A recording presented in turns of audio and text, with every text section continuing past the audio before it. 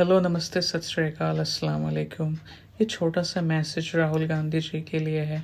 राहुल गांधी साहब, आप एक बहुत अच्छे इंसान हो, एक काबिल और पढ़े लिखे और एजुकेटेड और काफ़ी टैलेंटेड पॉलिटिशियन भी हो। आप में इतने सारे गुण हैं जो कि आपको एक बहुत अच्छा नेता किसी भी देश में स्थापित कर देगा। आप एक अच्छी लेगेसी पीछे छोड़ के जा सकते हैं। लेकिन जिस तरह कुछ सालों में देश की कंडीशनिंग हुई है, आप इस देश के नेता के लिए फिट नहीं बैठते, क्योंकि जो इम्पोर्टेंट चीज़ें होती हैं आज के डेट में सरवाइव करने के लिए एज अ पॉलिटिशियन, वो सारे गुण आप में मिसिंग हैं। You will have to stoop to extreme low, तब जाकर के आप कुछ इस देश में कर पाएंगे। मैं सारे कैरेक्टरिस्टिक्स या फिर कोई भी एग्जेक्टिव्स में इस्तेमाल नहीं करना चाहता हूँ कि आप क्या क्या गुण चाहिए होते हैं, बिल्कुल नहीं।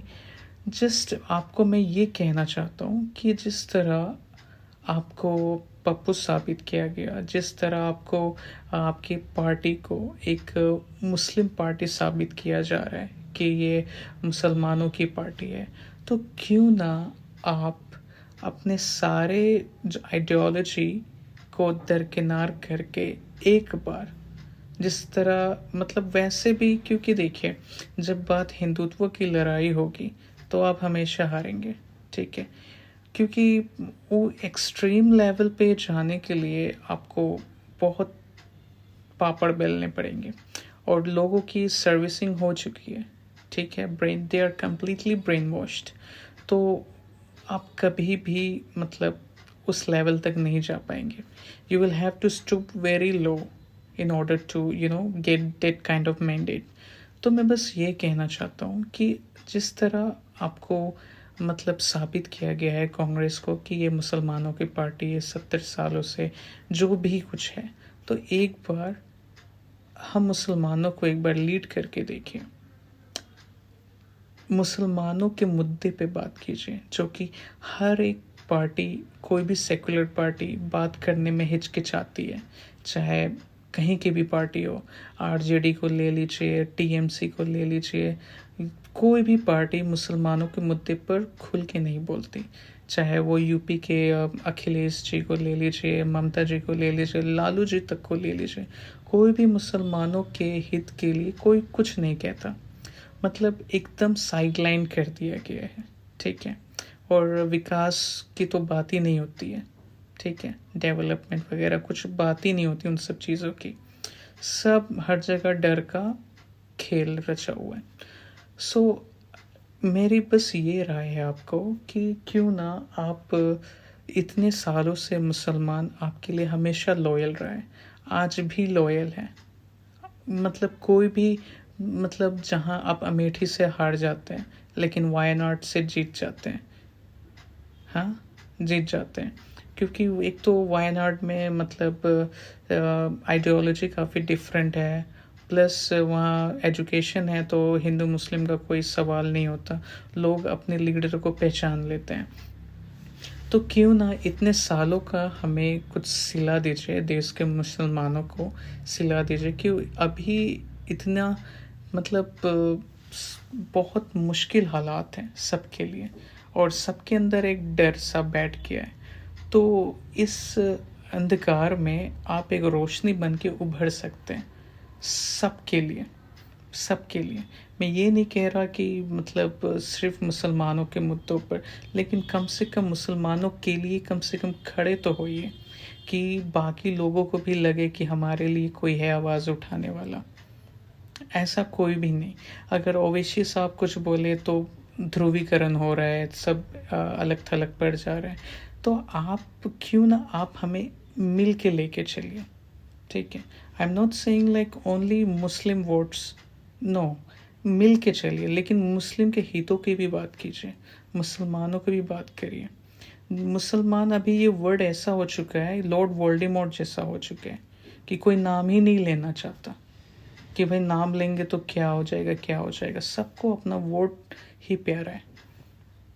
हमारा सिर्फ वोट चाहिए सेकुलर पार्टीज़ को, लेकिन कोई हित में कोई बोलने वाला नहीं है। कल को कोई लिंचिंग हो जाए तो कोई भी पार्टी उसके समर्थन में नहीं आएगा, ना ही कोई बयान देगा उसके खिलाफ। सारी सेकुलर पार्टीज़ नाम की सेकुलर है। तो आप भी जैसे इतने सालों से मुसलमानों का वोट लेकर के अपना वर्चस्व कायम किए हुए एक लेगेसी लेके चल रहे हैं, तो क्यों ना एक इनाम दे दिया जाए इतने साल की लॉयल्टी का, कि मुसलमान इतना लॉयल था कि आज भी हमारे लिए वोट करते हैं, जबकि वो जानते हैं हमारा वोट बेकार जा रहा है। हम भी नहीं चाहते डिवाइड एंड रूल पॉलिटिक्स हो, and we are not against any party, we are just we are voting for survival. हमारे लिए तो कोई कुछ बात ही नहीं करता, एकदम हमें साइडलाइन कर दिया गया है, एकदम नेग्लेक्ट कर दिया है हमारे इश्यूज़ को, बिल्कुल। और हम कुछ ज़्यादा डिमांडिंग भी नहीं है, कुछ भी डिमांडिंग नहीं है। आप खाली पीस प्रिवेल करवाइए, जो बस, और कुछ नहीं चाहिए हमें, बस पीस प्रिवेल करवाइए। हम जैसे जी रहे थे आज भी वैसे ही जिएंगे, कल भी वैसे ही जिएंगे। हमारा कुछ खासा डिमांड रिजर्वेशन वगैरह सब कुछ रहता नहीं है। वाकई में पीसफुल कम्युनिटी है, ठीक है। मैं ये नहीं कह रहा कि हम लोग सब सही है, नहीं, गलती सब में होती है। इवन वी आर रेडिकलाइज्ड, ठीक है। जहाँ पे एजुकेशन नहीं पहुँचेगा वहाँ रेडिकल आदमी एलिमेंट्स पहुँच ही जाएगा।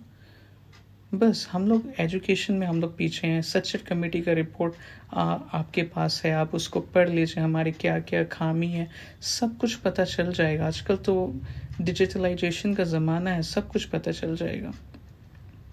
तो हमारे मुद्दों पे भी बात कीजिए। हम लोग में भी है एक्सट्रीमिस्ट एलिमेंट है, आई एक्सेप्ट दैट, लेकिन वो सिर्फ किस लिए, जाहिलियत की वजह से, बिल्कुल अनएजुकेटेड पर्सन, उनके लिए, उनके वजह से।